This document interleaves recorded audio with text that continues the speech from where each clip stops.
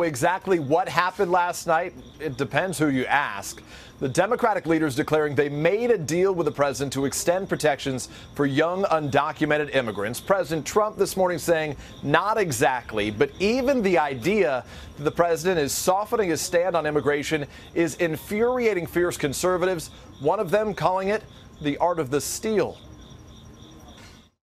This morning, a political back and forth over the art of the deal. The president tweeting a short time ago, no deal was made last night on DACA. Massive border security would have to be agreed to in exchange for consent, would be subject to vote. It comes after the president late Wednesday, working around his own party, hosted Chuck Schumer and Nancy Pelosi at the White House. On the menu, tax reform, border security, infrastructure, trade, and how to resolve the dispute over so-called dreamers after the administration's move to end the Obama-era policy protecting young undocumented immigrants from deportation. After the sit-down, the Democratic leaders announcing we agreed to enshrine the protections of DACA into law quickly and to work out a package of border security, excluding the wall, that's acceptable to both sides. Some Republicans outraged. Congressman Steve King tweeting, if the story's correct, Trump base is blown up, destroyed, irreparable, and disillusioned beyond repair. No promise is credible. Others praising the president, like Senator Jeff Flake. Kudos to POTUS for pursuing agreements that will protect dreamers from deportation. Meanwhile, the White House immediately pushed back, saying excluding the wall was certainly not agreed to.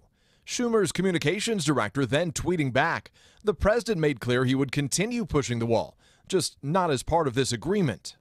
All of it a strategic shift for the president. Just last week, shocking the Capitol by cutting a deal with the Democrats on a debt ceiling extension, pulling the rug out from under the GOP. The president later running with Pelosi's request he tweet some reassurance to the nearly 800,000 dreamers. His press secretary praising her boss by trashing his predecessor. This president's done more for bipartisanship in the last 8 days than Obama did in 8 years.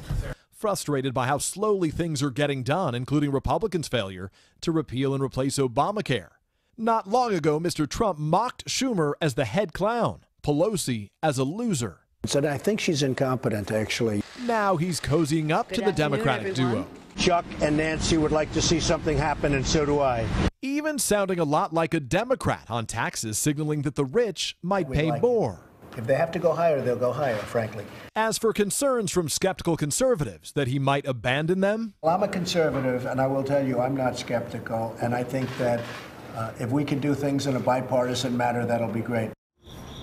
The president on Twitter this morning again insisting no deal is done, at least not yet. He writes the wall, which is already under construction in the form of new renovation and old and existing fences and walls will continue to be built. And then he defends those dreamers, writing, does anybody really want to throw out good, educated and accomplished young people who have jobs, some serving in the military? Really? Matt and Savannah, back to you. All right, Peter, thank you. Hello, Today fans. Thanks for checking out our YouTube channel. Subscribe by clicking that button down there and click on any of the videos over here to watch the latest interviews, show highlights, and digital exclusives.